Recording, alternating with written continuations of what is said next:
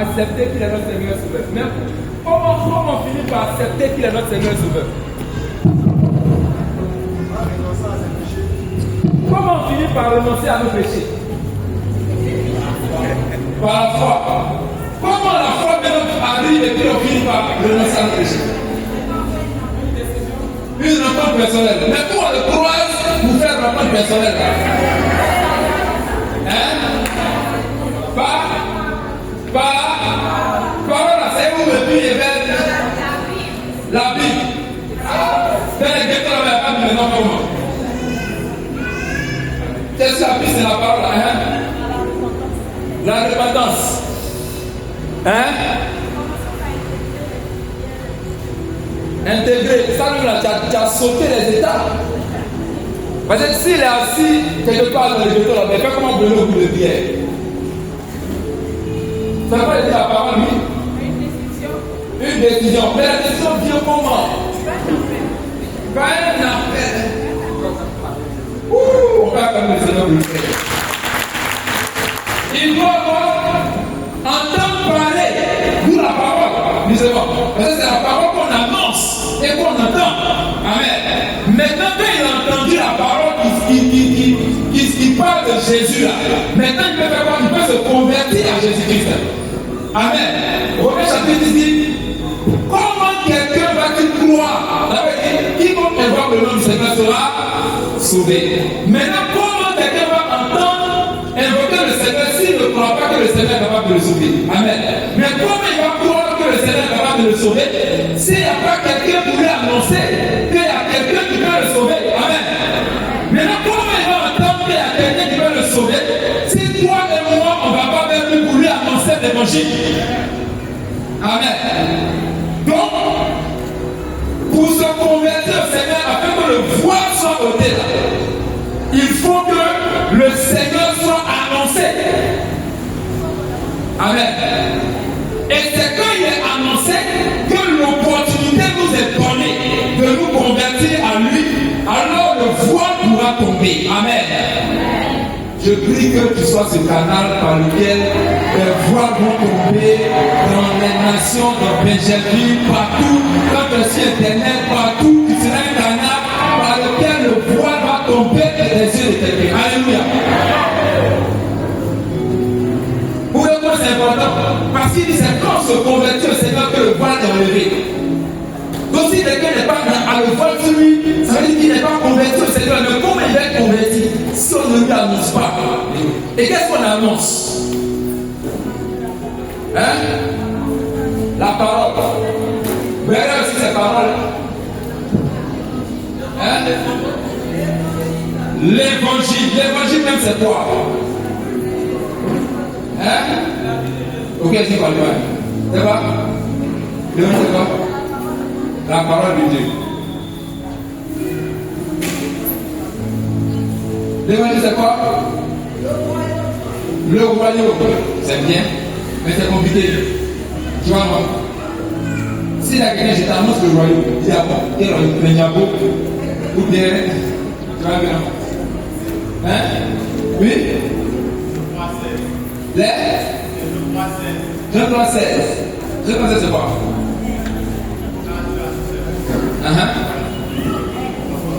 Oh, dis, c'est trop chico, dis ça pour le niveau.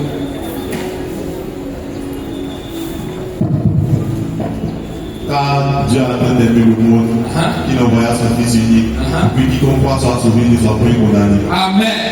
Donc celui qui croit, c'est celui qui se convertit. Amen. Donc il s'agit de croire en Jésus-Christ. Et donc, le message par lequel on va se convertir à Jésus pour que le voile soit ôté, c'est le message de l'évangile, c'est-à-dire la bonne nouvelle. Amen. C'est la bonne nouvelle, la bonne nouvelle. Maintenant, la bonne nouvelle, là, c'est quoi? Bon, il a donné un peu d'extrait. Il y a un extrait, vous pouvez aider ça, il y a un extrait. C'est quoi? Parce qu'il y a des choses qui nous sont tellement simples et normales qu'on s'y voit ça. C'est quoi la bonne nouvelle? Amen. C'est Jésus mort et ressuscité. On est d'accord avec ça? Qui n'est pas d'accord? Qui veut dire autre chose? Il a parlé pour tout le monde. Oui? Et moi, je vais glorifier, c'est ça? mort, ressuscité, glorifié. Amen. Donc ils ont tout dit, c'est ça. Ils ont tout dit. Hein? Amen. C'est ça la bonne nouvelle? Ok. Maintenant, ça veut dire quoi? Qui croit à cette bonne nouvelle-là? Qui croit? Amen. Donc, on est d'accord que Dieu a tant aimé le monde qu'il a donné son Fils, afin que celui qui croit en lui le voie là soit connu. D'accord? Qu'il ne périsse pas, qu'il ait la vie éternelle. Maintenant, Jésus nous sauve comment? En mourant, en ressuscitant, c'est ça. Et puis en étant glorifié. D'accord? Maintenant, dans notre vie complète, là, ça signifie quoi? Avant que je te laisse réfléchir, je vais te lire la suite pour que tu comprennes. Il dit, et nous tous qui n'avons pas le voile sur le visage. Donc nous tous qui nous sommes convertis à Jésus, on est d'accord, parce qu'il a dit que c'est quand on se convertit à Jésus que le voile est ôté. Donc il peut dire maintenant, nous tous qui avons, d'accord, micro lève, et nous tous qui n'avons pas de voile sur le visage. Amen. Nous tous qui n'avons pas de voile sur le visage, nous reflétons la gloire du Seigneur. Demande à ton voisin. Première question, voisin, est-ce que tu te convertis à Jésus-Christ? Non, mais attends, ça me concerne. Il t'a répondu quoi? Qui a un voisin qui a répondu non? Ou bien qui n'a pas répondu tout à l'heure? On va couper sur lui après. Amen. Maintenant il dit, donc, tout le monde a cru ici, je peux voir la main. Tout le monde a cru. Bon, ça va, ne sois pas gêné, la session complexe. Tout le monde a cru, la main d'abord. Amen. Je vais commencer la raison de ce qu'ils sont là, donc ici voir. Amen. Maintenant il dit, nous tous qui nous sommes convertis à Jésus-Christ, et des visages desquels le voile était ôté là, il dit, nous reflétons la gloire du Seigneur Jésus. Maintenant, devant te demander, voisin, tu dis, tu as cru là. Est-ce que tu sais que tu reflètes sa gloire?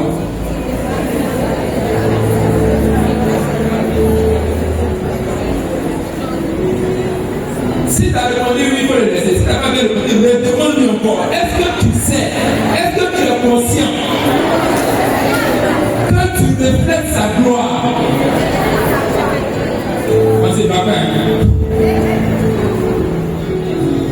Amen. Ensuite, il dit, non seulement nous reflétons sa gloire, mais il dit, nous sommes transformés en son image, avec une gloire de plus en plus grande, par l'action du Seigneur qui est l'Esprit. Moi, je vais être honnête avec toi. Ça va, il y a des personnes que ça dépasse ce que je peux penser. Pour être sincère. Amen. Parce qu'il nous prend au mot, il dit, c'est quand on se convertit à Jésus que le voile est remis. Moi, je me suis converti à Jésus, je crois. Amen. Maintenant, c'est la partie du film où il dit, nous qui nous sommes convertis à Jésus, là, les visages desquels le voile est ôté, il dit, on reflète sa gloire. Il dit que nous reflétons sa gloire. Est-ce que c'est déjà me dire ça? Il dit que nous reflétons sa gloire. Ah, c'est vrai. Donc, le bouillement de chaque jour, souvent même pour moi, 10 minutes, c'est compliqué là. Dans ça, il reflète ta gloire. Afin ou même d'aller voir un pointeur à l'horizon. Malgré tous les décalages et les décalages, je reflète ta gloire dans ça là. Façon de travail, et puis même le salaire qu'on me prend, même pour le payer, c'est compliqué.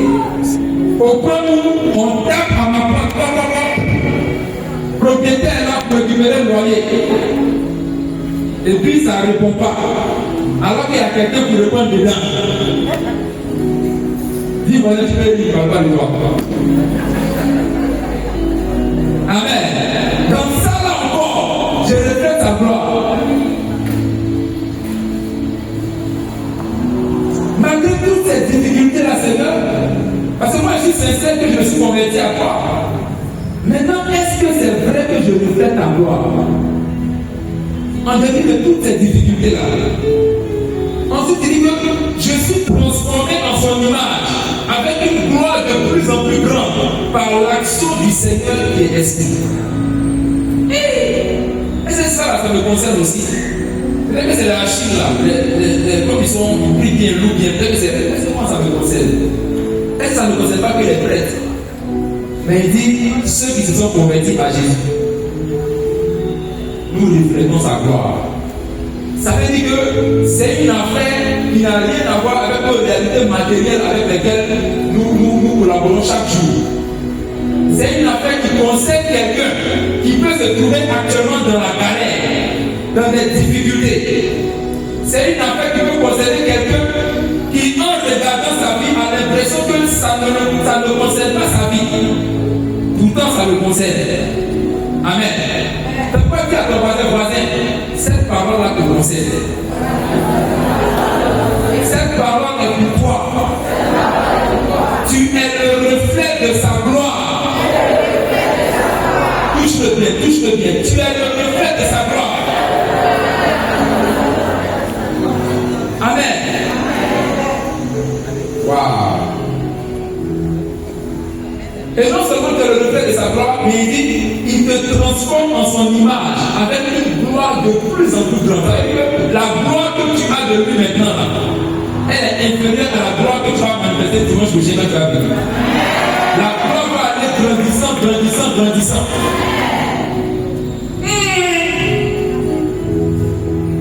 Si ce n'est pas parce que tu as lu ça dans la Bible, c'est du dernier dimanche. Alléluia.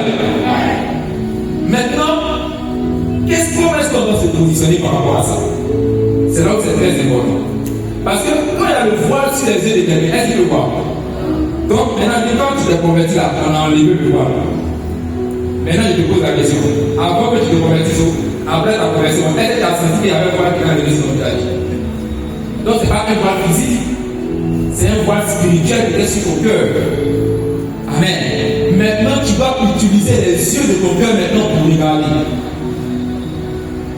Tu dois pouvoir te détacher des situations existentielles qui souvent même contredisent la parole que tu crois pour garder les yeux de ton cœur fixés sur la parole que tu as. Et c'est là un exercice qui n'est pas facile. Amen. Parce que la prière c'est beaucoup plus facile. Je suis béni, je déclare, je proclame, je saisis. C'est cette chiffre, c'est la prière. Ou l'exercice. Maintenant, quand tu sors de la prière, depuis le premier numéro que tu appelles, c'est le numéro de ton propriétaire, à qui tu dois 3 mois de loyer. Toutes les confessions se mélangent dans la tête. Les nœuds deviennent là. Tout va mélanger. Amen. Au point qu'on peut même prendre notre bouche pour garder la bonne prière qu'on est venu faire. Il dit, ah Seigneur, c'est comment? Attends ma victoire. Amen. Et quelque chose va se passer dans ton cœur ce soir. L'évangile que nous avons lu là, on a dit c'est quoi? La bonne nouvelle c'est quoi? Jésus-Christ, mort, ressuscité, glorifié. Il dit, quand on a entendu ce message-là, et quand on s'est tourné à Jésus, Jésus a enlevé un voile. Maintenant nos yeux voient. Et l'exercice maintenant va consister à garder les yeux de nos cœurs fixés sur cette vérité-là. Quand bien même certaines réalités voudront nous faire regarder ailleurs, vous l'appelez le Pierre, quand il était sur les eaux là, eux tous étaient là. Et puis, il a dit, Seigneur, parce que le Seigneur marchait sur les eaux. Et puis, Seigneur, si c'est toi, ordonne que tu viennes. D'accord? Et puis, le Seigneur a dit, Amen, viens. Et puis, Pierre sort. Son ministre a dit, hey, Pierre, fais ton voix, on doit mourir. Pierre dit, non, c'est ce qu'il a dit. Et puis, il a commencé à marcher. Il a commencé à marcher, il a dit, comment ça, le gars, Pierre marche sur l'eau. Parce que là, que Jésus était un fantôme. Pas ça. Maintenant, quand Pierre fait la même chose que Jésus, ils sont étonnés. Et Pierre est content. Waouh! Il voit. Il commence à gagner la strength. Il a oublié que c'est parce que le maître qui vient. Il a commencé à dire, moi-même, c'est mon Dieu. Et ça va être depuis longtemps. Oh, quel image dans la vie, comment vous savez? C'est l'André qui est sur lui, les Simon Pierre, les André, les Jacques. Ça, c'est un de Dieu. Et puis il y a un vent qui a soufflé vers son oreille là. Il s'est rappelé que depuis les chrétiens qui pêchent là, l'homme ne marche pas sur l'eau. C'est là maintenant qu'il va commencer à couler. Il s'est imaginé, mais tellement il était paniqué, il a commencé à se noyer. Il a commencé à crier, oh c'est vous Seigneur, ça va pas aller les marcher, comment venir les sauver? Et puis c'est comme ça que le Seigneur l'a levé, alléluia. Et puis il lui a dit, pourquoi as-tu coupé?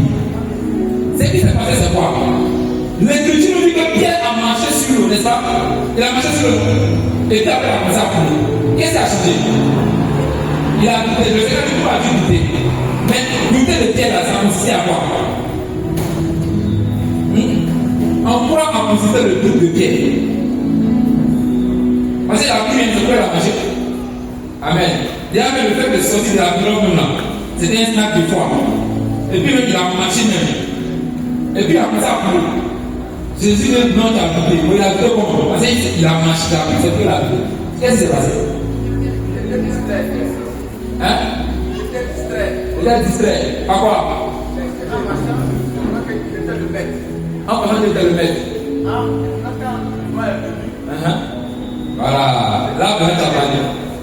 C'est-à-dire le vent lui a rappelé sa nature. Amen. Le vent lui a rappelé que l'homme normal ne marche pas sur l'eau. Amen. Mais maintenant, le vent n'a pas changé. C'est le même vent.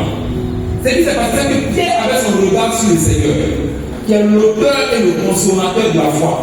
Et quand le vent est venu, Pierre a détourné son attention de celui-là même qui lui a donné la parole bien sur l'eau.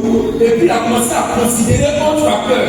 Les facteurs autres que le Seigneur, que la parole du Seigneur. Et tous les autres facteurs qu'on a considérés avant de dire 1 plus 1 égale à ce qui marche sur l'eau, tu vas couler. Et puis c'est ce qui est arrivé à sa réalité expérimentale. Amen. Alléluia. Si on a marché sur l'eau, parce que le Seigneur a dit bien. Mais il s'est détourné de la parole du Seigneur. Ici, quand le voile est ôté de nos yeux, notre responsabilité maintenant doit consister à garder les yeux de nos cœurs fixés sur le maître de notre foi. Amen. De la même manière, on a cru, et puis le voile a été enlevé. De la même manière, on va continuer à garder notre regard sur lui. Or, les circonstances de la vie ne vont pas te laisser faire. Les réalités de la vie vont te rappeler que tes affaires de marcher sur les autres, tes affaires de voir là, on t'attend pour prier. On t'attend à l'hôpital. Et tes amis, on t'attend là. On t'a faut finir de faire, je crois, je le sois. Et puis on va aller lever ça. Amen. Toutes les réalités vont venir à côté de te rappeler ça. Tu es la même. Adonai, tu as pas chez ton petit travail, ton mec au four. Tes pensées vont venir dans ta tête. Tes pensées vont venir dans ta tête. Pour détourner le regard de ton cœur et fixé sur le Seigneur. Et dès que ton regard se détourne de lui, tu commences à prier. Et il faut reprendre encore le processus.